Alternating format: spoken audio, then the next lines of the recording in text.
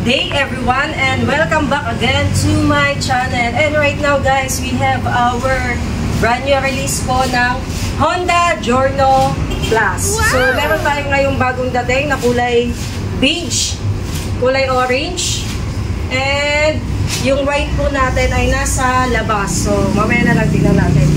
So check natin guys kung ano yung mga bago dito sa Giorno natin, no? Kasi hindi ko na-expect, sobrang ano pala neto, malapad po siya. Hindi siya yung katulad na kasi laki ng PCX, pero malapad po siya pagdating dun sa size. So tara guys, check natin.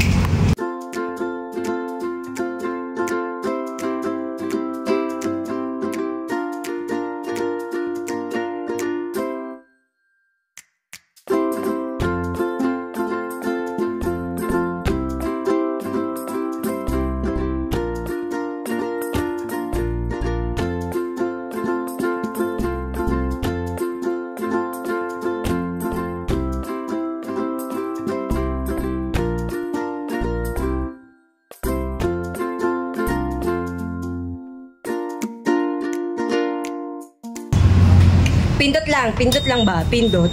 Tapos, unahin muna natin yung sa seat guys. Ito. Okay. So, sa compartment natin guys, 30 liters. Kasing laki siya ng PCX 160. Ganun siya kalaki. Itong ano natin, compartment ng Giorno Plus. So, pagdating sa upuan, sobrang lapad niya talaga. Kumbaga, kapag sumakay kayo dito, buka ka kayo. Kahit mababa lang siya, kung medyo yung height nyo, kasing height ko lang, tingkayan po yung upo nyo dito. Okay, next. Sa fuel naman tayo, guys. Pagdating naman sa fuel, pindutin natin yung fuel. Tadaan! Nakita mo sa camera? Ulitin natin. Fuel guys, fuel. Tadaan! Ayan. So, nandito yung fuel niya, guys. Yung lagay ng fuel, ayan. Okay, ayan. So, sa fuel natin, guys, it's 5.4 liters, kung daw nagkakamali. 5.4 liters na kayang tumakbo ng 48 kilometers per liter. Ayan. Para sa ating fuel. And then, buksan naman na natin siya. Ulit. Ayan. Tadaan! Okay. Kung sa ano, no, kung titingnan niyo itong Giorno natin, old-fashioned siya na style. Pero, compare mo sa iba, pagdating naman sa panel meter, hindi naman siya pang old-fashioned. Hindi siya tinipid. So, katulad ng mga Click 125, Click 150, Click 160, naka-digital panel meter na din yung ating Honda Giorno Plus. So, ang kagandahan nito guys, syempre, digital na siya. And then, at the same time, may mga indicators din tayo sa taas kung saan makikita natin yung mga dapat natin makita. Like for example, ito ang ating signal light, di ba? Tapos, yung sa susian natin, sa high beam, sa low beam, engine check, yung coolant natin kung kailangan nyo na ba magdagdag ng coolant. At the same time, may idling stop din to guys. Ayan, idling stop. So, alam naman natin yung use ng idling stop, no? So, once na naka-on yan, mag-i-stop yung unit ninyo kapag naka-park kayo or naka-stop kayo kung saan man. And then, throttle lang po, under na ulit yan. So, ano yung kagandahan sa idling stop? Makakatipid kayo sa gasolina kasi papatayin nyo yung pagkonsumo ng gasolina. Tapos, meron din tayo dito yung sa battery indicator kasi nga wala na din kickstart tong ano natin, Honda Giorno natin. So mag-indicate lang siya kung malolobat na yung battery ninyo or hindi. So pagdating naman dito guys sa harapan, ayan. Sa headlight natin, ito yung headlight natin guys. LED na to. LED, full LED. So pag naka-high beam ka, bubukas tong nasa baba. Pag naka-low beam ka, sa taas lang siya. Okay? Tapos, yung signal light natin sa baba is naka-bulb yan. Left, tapos right. Ayan. Same thing sa ating dito sa likod, sa rear na ano. Rear. Kaya yung iba, ayaw na mag-isip. Ano ba tawag dito? Ito, yung sa likod na ilaw. Ayan. Full LED din to ha. Full LED. Tapos, itong signal light niya yung naka-bulb. Ayan. So, kung mapapansin nyo, ayan, sobrang laki. Pag sumakay tayo, sasakay tayo. Dito ka ulit sa harapan.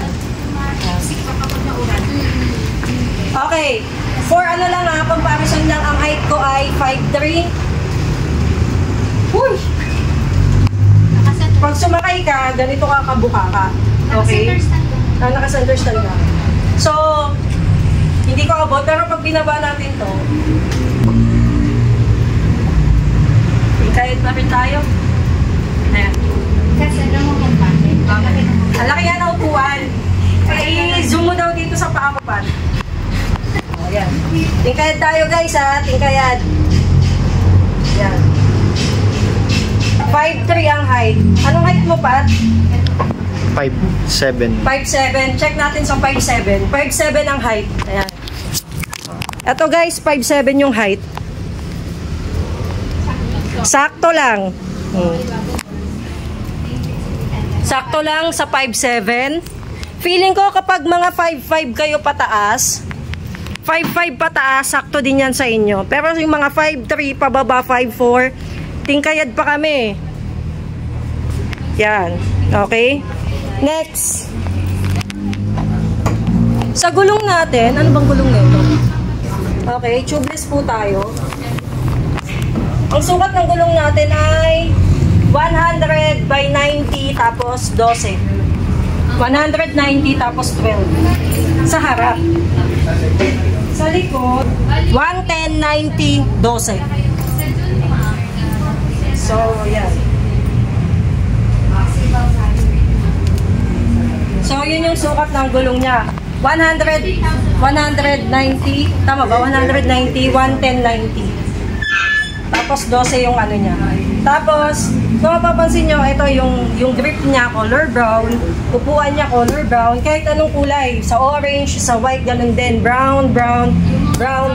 Tapos kung ano yung kulay ng ano natin, kung ano yung kulay ng unit natin, yun din yung kulay nung sa side mirror. Na back. Ayan. Like dito. Orange to eh. Uy, nakasara na. Sayang. So, again guys, meron din tong park brake. Ito. Kagaya lang din ng mga the usual unit natin. Park brake para mag-lock yung gulong sa likod. Combi brake. Ayan. Combi brake, pag nag-brake ka sa harap, sa likod, sasabay ang harap. So, ito yung ating pong bagong Honda Giorno. So, for the pricing guys, it's 101,900 pesos. So, ipopost ko na lang kung magkano siya sa installment para alam po ninyo. So, dun po sa mga interesado na bumili, bisitahin nyo lang po kami dito sa 203 Dema Phyllis Building, MacArthur Highway, Karapatan, Valenzuela City.